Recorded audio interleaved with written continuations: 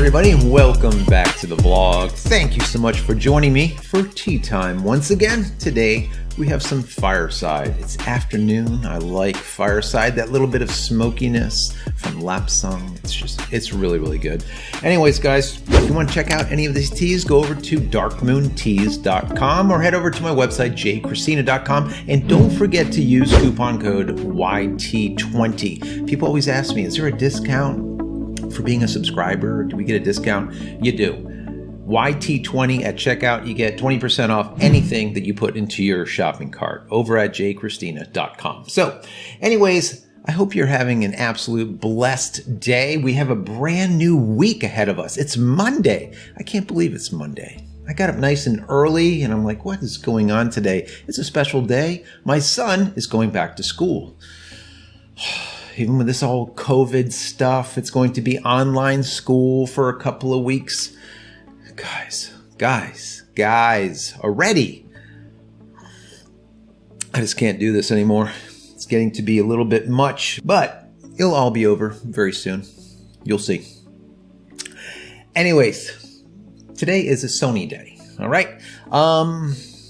I haven't talked about Sony in a little bit. We talked about Panasonic a couple of videos, and we talked about Canon before that. But previous to that, we did do something about Sony, and we talked about their A5 or A6 being a sub $1,000 camera that's going to be coming out full frame, and we talked about it about being something really amazing. And if you remember, we said that it was going to remove, there was not going to be any kind of pop-up flash anymore. It's going to have a pop-up EVF and all this stuff. Well, things have changed. As they always do, right? As they always do. Rumors change, and now we're getting a little bit more credible evidence of what is to come. So I wanted to share that with you guys and discuss it with you and have a little bit of a discussion to see where this camera will be placed. You know, where does it, let's say, conform into the whole ecosphere or ecosystem that Sony is putting together. So we're going to get into that a little bit. Let me start out with some specs. Now, the last time I did specs, someone yelled at me and they said, hey, can you put the actual verbiage onto the screen so we can read them as you're saying it? Okay. I will do that, all right? For you, whoever you were, you know who you are. I'll do it. This video, you're going to see words. The words that are coming out of my mouth, we're going to put in text form so you can read them also.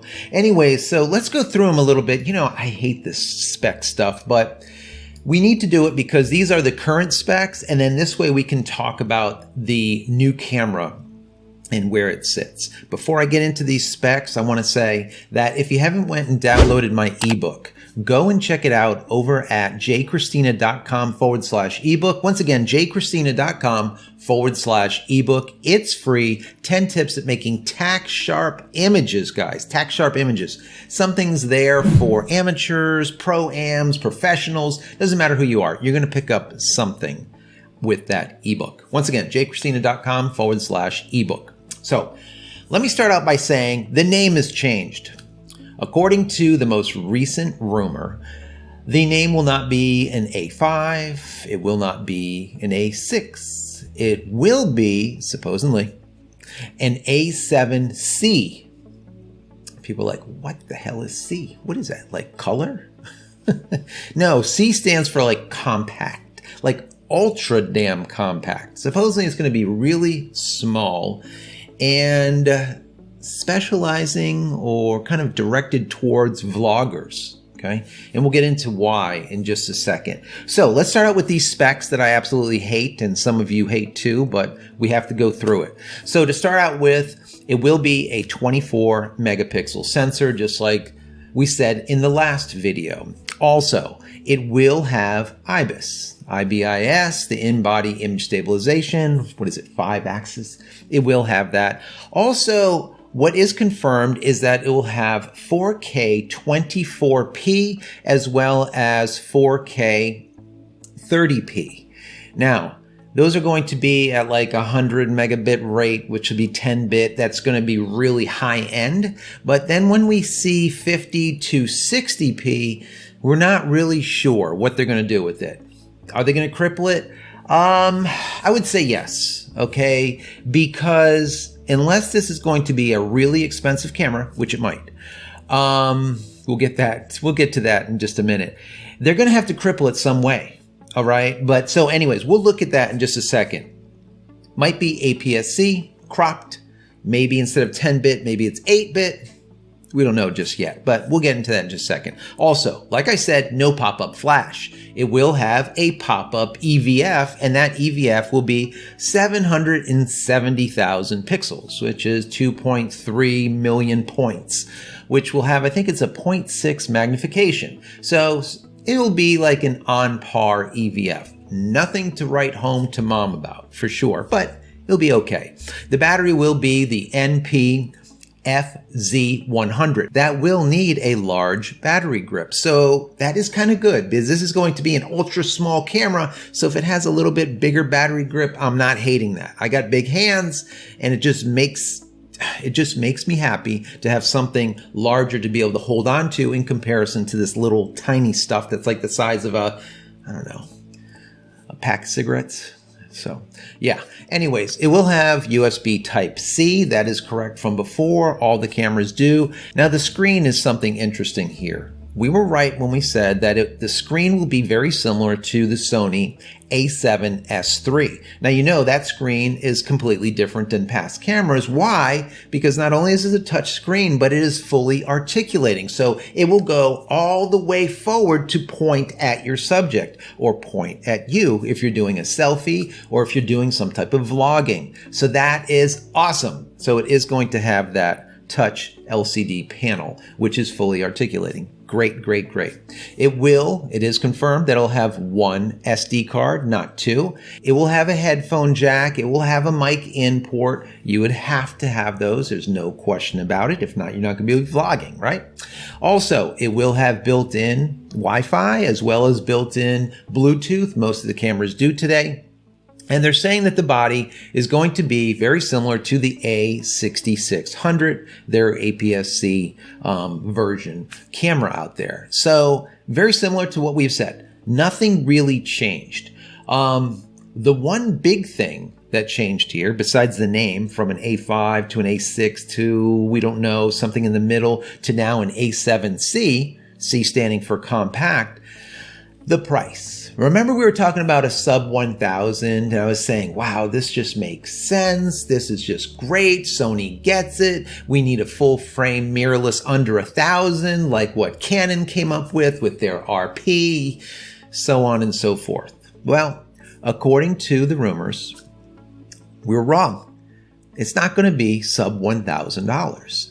It's going to be more like $2,000. What?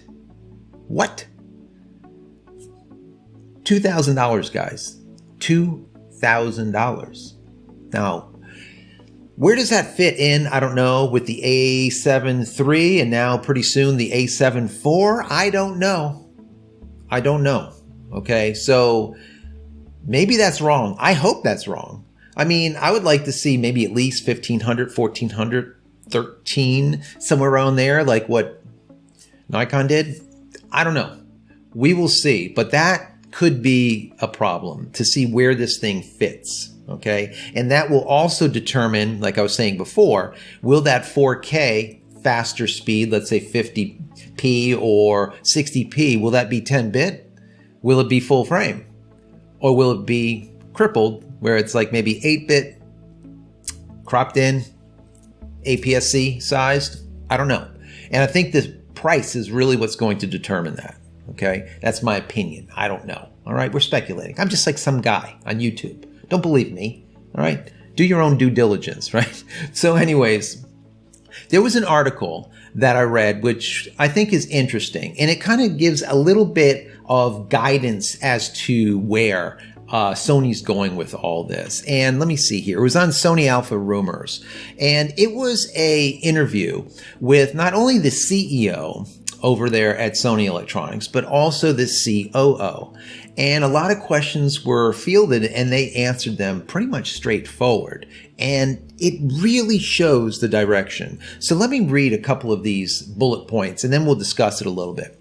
They said, Corona did impact camera sales, but Sony expects sales to recover quickly after Q2.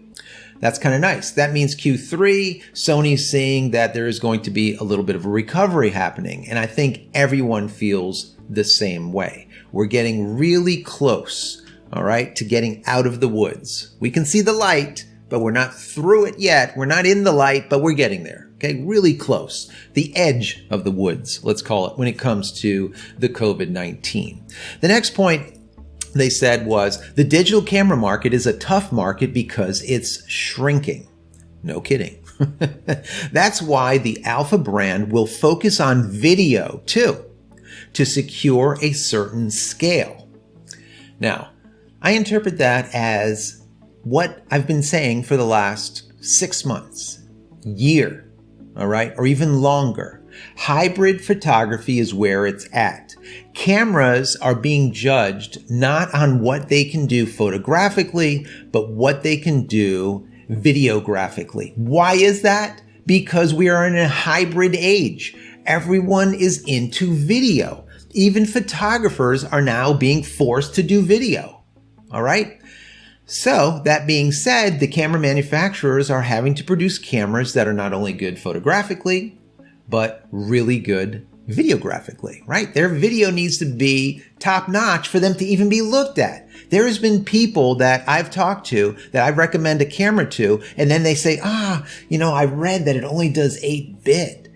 I'm like, well, you're a photographer. Does it matter? Well, there's 10-bit out there, so I want to get the best that I can get.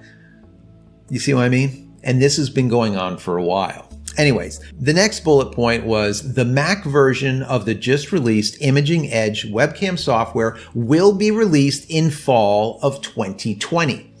Guys, fall of 2020 for webcam.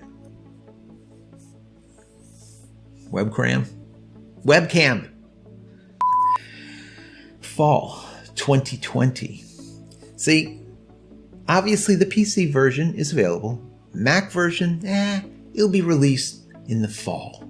People need it now because they're doing all this Zoom stuff because of COVID, but it'll be released in the fall to the Mac people, okay? This is one of the reasons why I got away from Mac.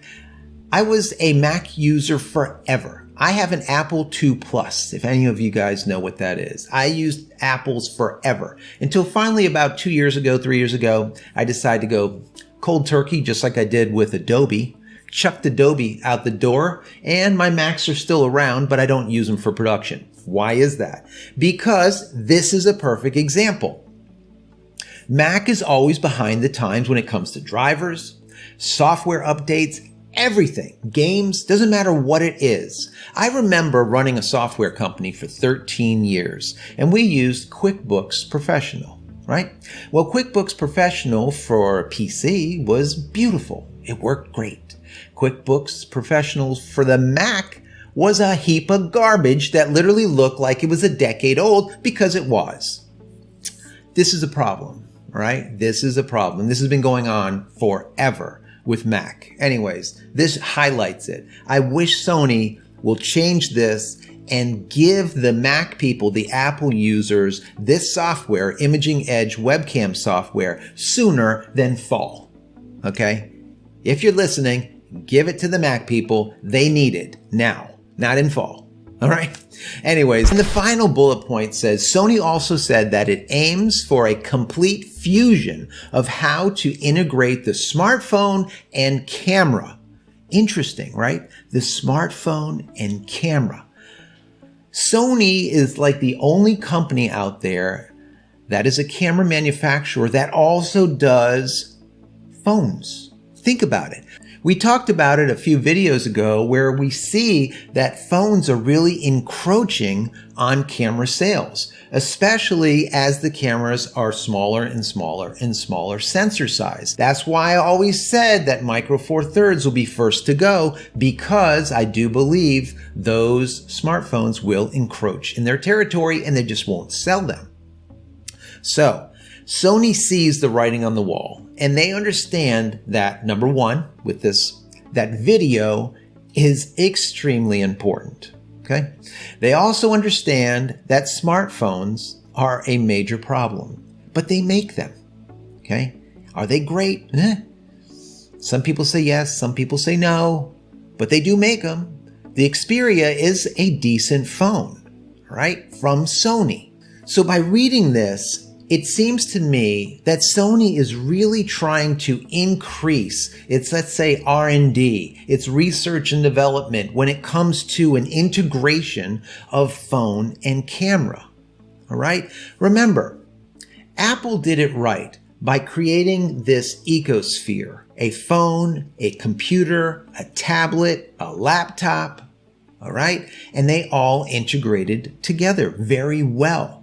Many people went to Apple. Why? Because they wanted to use their calendars. It was awesome. You would change your calendar event or whatever on this device, and it shows up on every other single device in your home or office. That just works. It just works, and it works really well. FaceTime, everything. When it comes to this ecosphere, Apple knows what they're doing, and they did it right. I wish Sony didn't sell their Vio. Just think about it. Right? You would have laptop then, you would have camera, professional cameras and amateur cameras, and you have phone. Tablet? So that would be pretty cool, because now all of a sudden Sony would be very similar to Apple. In comparison to Canon, for example, that's all they do is cameras. Of course, they do imaging devices for medical, they do printers and a bunch of other things, but they don't do phones. We're not going to see a Canon phone anytime soon. I don't believe so. That'd be interesting. But I don't think it's going to happen. So Sony has, let's say, a leg up here. All right. They don't need their camera development to do fantastic, number one, because they have a lot of other things that are doing great. They don't need to lower the price on those cameras either. Why? Because they're making it elsewhere. All right. So I think it would be interesting if they were able to come up with that synergy, let's say, between phone and camera. Now, have companies done this in the past? Sigma has. There's been others that have done it, right? But Sony has the means of doing it well, because they do have a professional, let's call it, phone, and definitely a professional camera. And to meld the two together would be really quite cool, right? So that's what it looks like what they're doing.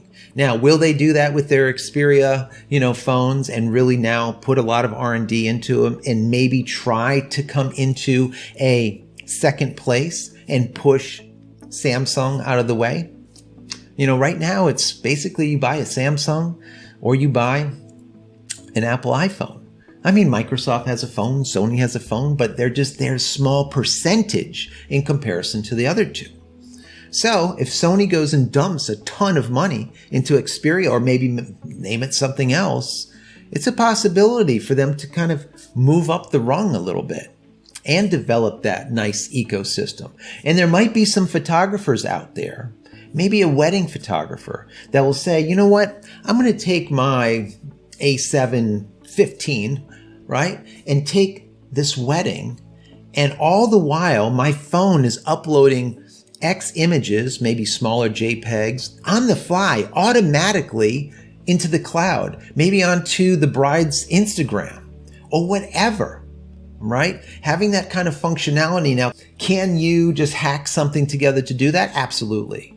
But to do it seamlessly could definitely bring people that do events and, maybe even news crew, a lot of other things that can really benefit from having that synergy between high-end camera and phone, where your phone will be the transmitter or the manipulator after the fact. You take the pictures with your high-end camera and your phone starts chugging away and making it into maybe a low-res version, a medium-res version, a high-res version, starts uploading the low-res, then medium, then high, whatever it is. There's a lot of things that can be done if you have this, as I call it, synergy. So we will see what happens with it. I am excited about it. I am not excited about the price point. $2,000 for this camera. Like I said, I don't know where it's going to sit. Where does it sit? How does it not push the A7 IV, which has not come out yet, out of the way, right? The price is going to be high. That's why I'm thinking this needs to be right around $13, $14, $15, somewhere right around there. That's my opinion. I mean, think about it. As it is, it's compact. It's going to be smaller than the regular A7s. It will be full frame, but it does have that articulating back panel, which a lot of vloggers are going to look at. Supposedly it's going to have the same eye tracking, face tracking, animal tracking, tracking of I don't know what. It's going to have all that stuff built into it. So it'll be very similar to like an A7 III, but with like a fully articulating back panel. Well, why do you want to buy an A7 IV then? See what I mean? So there has to be some crippling that goes down here. There has to be. Maybe one of Sony's techs ran over to Canon and said, listen, let me borrow that cripple sword of yours. You know, maybe we'll bring one of your ninjas over and just hit it just right. Take out some features because we don't know what we're going to do with this price. And we can't give them all these features. What are we going to do? What are we going to do? So there has to be some crippling to these specs. There has to be. That's my opinion. Will it happen? I don't know. We were wrong in the past, but we'll see what ends up happening. I want to know your thoughts. Is this A7c something that you're looking for? If the specs are correct as they sit right now, is it something that you would purchase? Do you think that this would be really good for vlogging? Is this something that you would look for doing video? Would this be something you would buy as an upgrade to maybe your A6600 and move from APS-C to full frame using this? Is price a big issue? I personally think price is the biggest issue these days. Probably only second to video. Video. So anyways, like I said, I want to hear from you. What do you think? So if you have not subscribed to the channel as of yet, please subscribe, smash that subscribe button. It's right down there. And don't forget to click the bell icon right over here. Click that bell icon. Some people, for some reason, notifications aren't going through. So if you haven't clicked it yet, click it. And if you have, click it again. Because I don't know, the notifications weren't going through the last time I went live and I don't know. Anyways, if you enjoyed this content and if you even got this much out of it, or maybe this much, just a tiny bit, throw it a big thumbs up. That will really help me out. It'll help the channel out. It'll help the YouTube gods view this video kindly and maybe up that rung that we always try going up. So we'll see. We'll see how that goes. Once again, throw it a big thumbs up if you enjoyed this. In the meantime, head over to my website, JCristina.com, where you can find all the photography tools that I've invented for you and me over the years. And hopefully there's something there that you might like. And if there is, please pick it up and support me and my family. That would be awesome. And don't forget to use YT20 at checkout so you can get 20% off anything that's in your shopping cart. I should say everything. 20% off everything. YT20. That's it. I'm out of here for yet another vlog. Many blessings to you and your family. Stay safe and stay healthy.